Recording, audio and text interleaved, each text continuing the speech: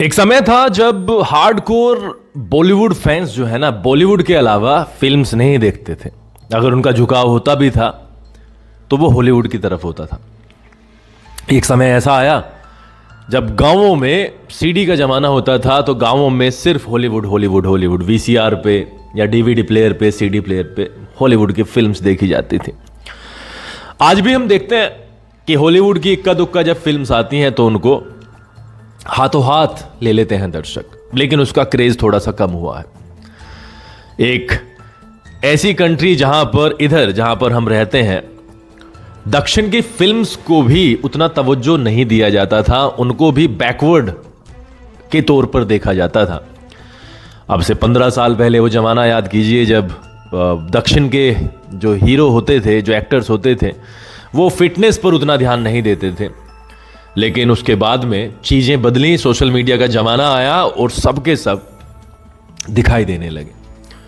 बॉलीवुड की तर्ज पर ही दक्षिण के एक्टर्स ने भी अपने शरीर पर, अपनी बॉडी पर काम करना शुरू कर दिया, and they transformed in a dramatic way. फिर आती है बाहुबली। राजामौली ने वो सिस्टम सब कुछ चेंज करके रख दिया। वो गलतफहमी सब कुछ चेंज हो गई कि दक्षिण के जो एक्टर्स होते हैं वो सिर्फ मोटे या जिनकी फिजिक जो शरीर है उनका उस लेवल पर नहीं होता है जैसे हीरो दिखता। लेकिन प्रभास के आने से और फिर एक जैसे दक्षिण की फिल्म्स का और बेहतर फिल्म्स का जैसे मेला लग गया, तूफान आ गया। उसमें जूनियर एनटीआर ने एंट्री मारी, रामचरण, अल्लू अर्जुन, और फिर तो अनेकों फिल्म्स ऐसी आई जिनको यहाँ के नॉर्थ के लोगों ने हाथों हाथ ले लिया। और फिल्म्स भी नहीं थी रिकॉर्ड तोड़ फिल्म्स, ऐसी फिल्म्स जो कभी बॉलीवुड में नहीं बनी थी, ऐसी फिल्म्स जो कभी ऐसा सोचा नहीं था कि वो कलेक्शन करने में भी रिकॉर्ड तोड़ देंगे। इस तरीके की फिल्म्स बनने लगी। फिर एंट्री होती है भोजपुरी सिनेमा की भी। इसी को देखे देख हम देखते हैं कि भोजपुरी में रवि किशन, उसके अलावा खेसारी लाल यादव, निरहुआ, पवन सिंह, ये भी सोशल मीडिया पर काफ़ी एक्टिव होने लगे, मनोज तिवारी। और जब इनकी फिल्म्स का भी ट्रेलर हम देखते हैं, रिसेंट फिल्म्स का, पुरानी फिल्म्स का तो कोई अता पता नहीं है, खैर छोड़ दीजिए, लेकिन जो रिसेंट फिल्म्स हैं जब उनके ट्रेलर्स देखे जाते हैं तो लगता है कि हाँ ठीक है, इनका बजट कम है और टेक्नोलॉजी के आधार पर आजकल फिल्म्स बनती हैं, लेकिन फिल्म्स कहीं ना कहीं या फिल्म मेकिंग कहीं ना कहीं प्रोग्रेस कर रही थी। रवि किशन का कपिल शर्मा शो में आके कहना कि एक जमाने में भोजपुरी इंडस्ट्री बिल्कुल डाउन हो गई थी, खत्म हो गई थी, तो मनोज तिवारी और रवि किशन साहब ने उसको रिवाइव किया, बहुत मेहनत की। इतिहास बताते हैं वो और कहते हैं कि रिवाइव हो गई है। आज भोजपुरी इंडस्ट्री बहुत बढ़िया तरीके से काम कर रही है। लेकिन फिर एंट्री होती है राजनीति की।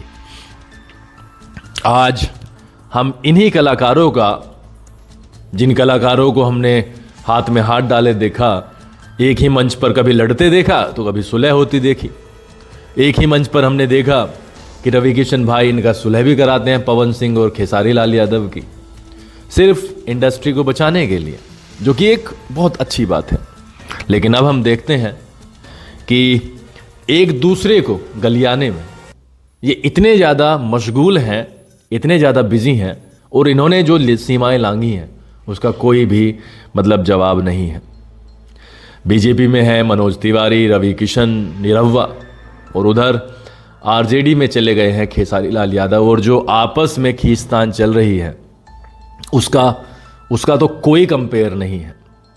जीतेगा जो भी जीतेगा, पार्टी है, पॉलिटिकल पार्टी है, गेम की तरीके से होता है चुनाव, 2 कैंडिडेट खड़े होते हैं तो जीतता तो एक ही है, एक की हार हो जाती है या बाकी सारे के सारे हारते हैं। लेकिन यहाँ पर मैं सिर्फ इतना कहना चाहूँगा कि जो रिवाइवल इन्होंने ये क्लेम किया है कि रिवाइवल है, यहाँ पर देखो यूनिटी इज स्ट्रेंथ, यूनिटी हमेशा जीतती है। लेकिन यहाँ पर हम देख रहे हैं टॉप के 5 कलाकार जो कि भोजपुरी इंडस्ट्री में हैं, वो आपस में इतने बुरे तरीके से लड़ रहे हैं जिसकी कोई भी सीमा नहीं है। अभी अभी पवन सिंह का खेसारी लाल यादव के लिए जो बयान आया है वो दिल दहला देने वाला है। मतलब जो एक स्टेटस है, जो एक स्टैंडर्ड है, जो एक लाइन है, उसके पार जाके बात करना, राजनीति जहां पे आएगी वहां पे सर्व सत्यानाश तय है। भोजपुरी इंडस्ट्री अभी तो अपने पैरों पर खड़ी ही नहीं हुई थी और उससे पहले ही धराशायी होती दिख रही है। मुझे तो नहीं लगता कि इतने गंद एनवायरनमेंट में कोई फिल्म बन पाएगी। ईश्वर से प्रार्थना है कि इन सभी को बुद्धि दे। बॉलीवुड में भी कई कलाकार राजनीति में प्रवेश कर गए, लेकिन कोई, आप देखेंगे 99% का आपको परसेंटेज मिलेगा, फेल ही रहे हैं, क्योंकि वो उनका कार्य क्षेत्र है नहीं।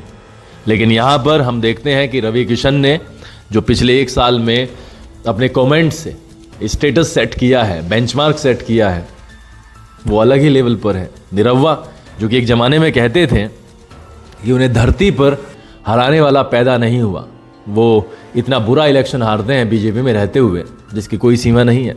अब खेसारी लाल यादव भी उसी रास्ते पर हैं। खेसारी लाल यादव विकास के रास्ते पर हैं, विकास की बात कर रहे हैं, लेकिन हमने देखा है राजनीति में एक बार सत्ता में आने के बाद में विकास तो मतलब घास चरने चला जाता है, ये हमने देखा है। देखते हैं खेसारी लाल यादव अगर जीतते हैं तो क्या वो अपनी बातों पर अडिग रहते हैं या वो भी पास्ट के नेताओं की तरह ही अपने वादों से मुकर जाएंगे।